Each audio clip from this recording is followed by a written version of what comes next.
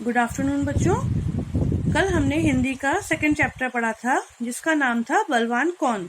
उस चैप्टर में हमको ये बताया गया है कि इंसान अगर ताकतवर हो तो जरूरी नहीं है कि हर समय उसी की जीत हो, लेकिन अगर हमारा दिमाग ज्यादा ताकतवर है तो हमारी जीत हमेशा निश्चित है। इसका मतलब क्या हुआ कि शरीर की ताकत से दिमाग की ताकत ज्यादा बलवान होती है। हमें अपने दिमाग को ज्यादा ताकतवर करना है, ना कि अपने शरीर को। तो इस चैप्टर में अब हम एक्सरसाइज करेंगे। सबसे पहले हमें करने हैं शब्दार्थ और वाक्य प्रयोग। तो चलिए शब्दार्थ को पढ़ते हैं। मायूस, निराश, दुखी। मायूस, निराश, दुखी। मायूस का मतलब होता है निराश होना या दुखी होना। तो इसका वाक्य प्रयोग क्या हो सकता है? मेरी गुड़िया टूटने पर मैं मायूस हो गई। मेरी गुड़िया टूटने पर मैं मायूस हो गई। जब आपका कोई खिलौना टूट जाता है तो आपको दुख होता है ना, वैसे ही एक बात का आपको ध्यान रखना है, आगे से जब भी आप लोग वाक्य प्रयोग बनाएं तो वाक्य प्रयोग आपको शब्दों के बनाने होते हैं, ना कि अर्थों के। बात समझ में आ गई? शब्दों के वाक्य प्रयोग बनाने होते हैं, ना कि अर्थों के। सेकंड है हमारा अहंकारी यानी कि घमंडी। अहंकारी यानी कि घमंडी। तो चलिए वाक्य प्रयोग देखते हैं इसका। अहंकारी आदमी हमेशा हारता है।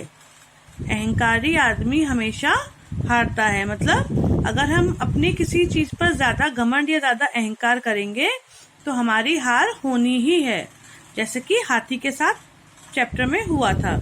कोशिश, प्रयास। कोशिश, प्रयास। इसका वाक्य प्रयोग क्या हो सकता है? हमें सदा कोशिश करनी चाहिए।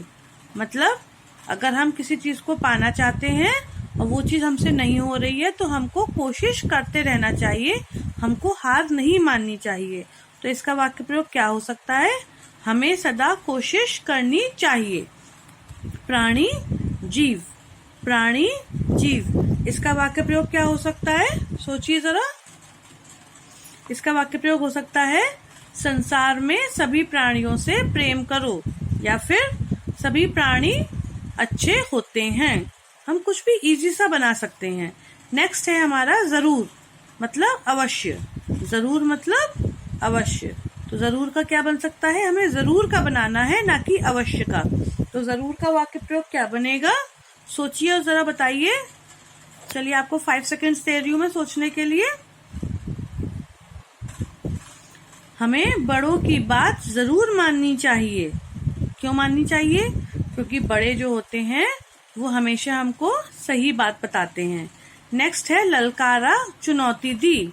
ललकारा, चुनौती दी मतलब किसी को युद्ध करने के लिए या लड़ाई करने के लिए ललकारना या आवाज देना। इसका वाक्य प्रयोग क्या बनेगा?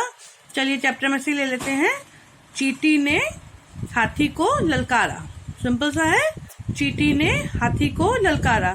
नेक्स्ट है विशाल यानी कि बहुत बड़ा। एक होता है बड़ा और एक होता है बहुत बड़ा।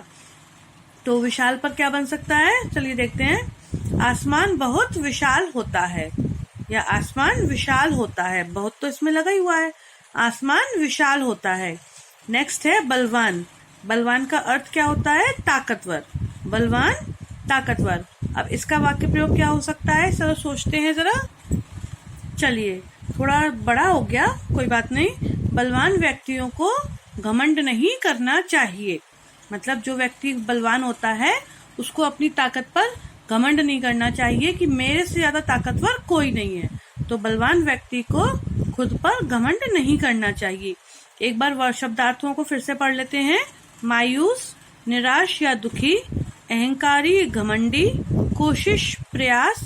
प्राणी, जीव। जरूर, अवश्य। ललकारा, चुनौती दी। विशाल, बहुत बड़ा। बलवान, ताकतवर। तो आपको केवल ईवीएस का काम करके मुझको भेजना है, आपको हिंदी का काम करके नहीं भेजना है। इस बात का ध्यान रखिएगा।